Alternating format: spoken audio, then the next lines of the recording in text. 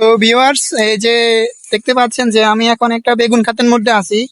এই বেগুন ক্ষেতটা কিন্তু পুরোটাই আমাদের। ক্ষেতটা কিন্তু অনেকটাই বড় আছে, একদম একদম বড়।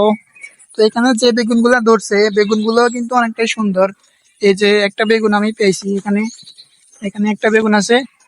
তো আপনারা যারা চান তাদের উদ্দেশ্যে একটা কথা বলি, ঘরে বেকার বসে না থেকে যাদের ক্ষেত খামার আছে ওরা চাষ করুন।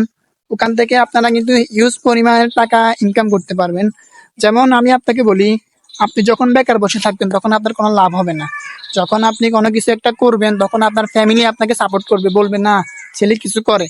তো এই বেগুন খাতটা পুরোটা কিন্তু আমাদের।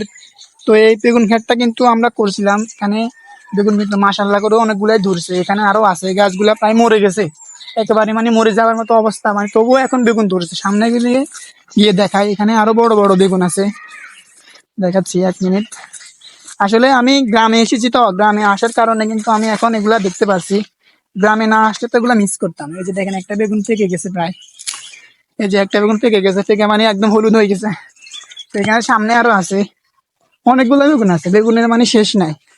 বেগুন মানে অনেক বেশি বেগুন। তো আপনারা যারা চান চাষবাস করেন, চাষবাস করলে কিন্তু এখান থেকে কিন্তু হিউজ পরিমাণে টাকা ইনকাম হয়। আহ, এই যে কত বড় একটা বেগুন। এই ছিল আমার আজকের ভিডিও।